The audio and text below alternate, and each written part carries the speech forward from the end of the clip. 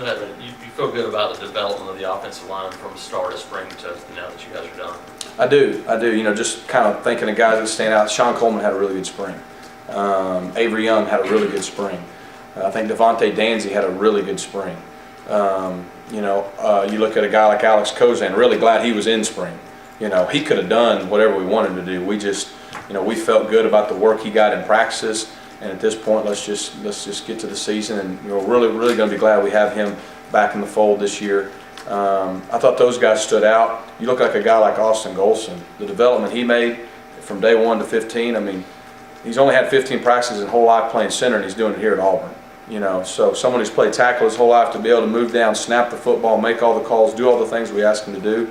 Thought him and Xavier Dampier both handled that very well, and so that's a situation we feel better about after spring than before, knowing that you got two guys in Xavier and in Austin that can snap the ball, can run your offense at center when you lose the Remington Award winner.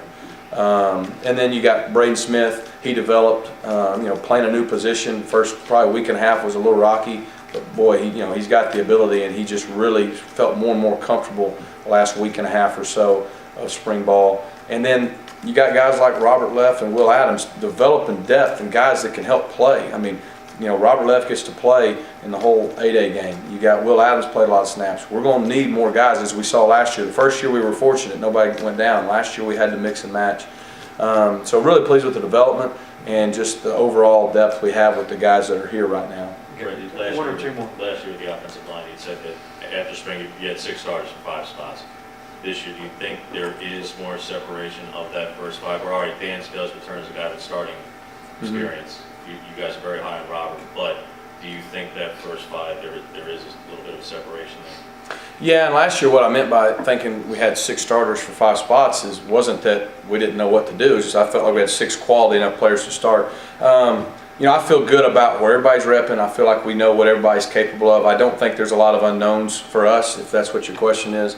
I feel really good about where guys are repping. I feel good about what we would do if certain situation happened, and that's going to help us in the summer.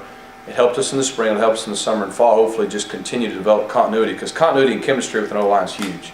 And last year we had to change with an injury here or this or that, and that at times that did probably affect us.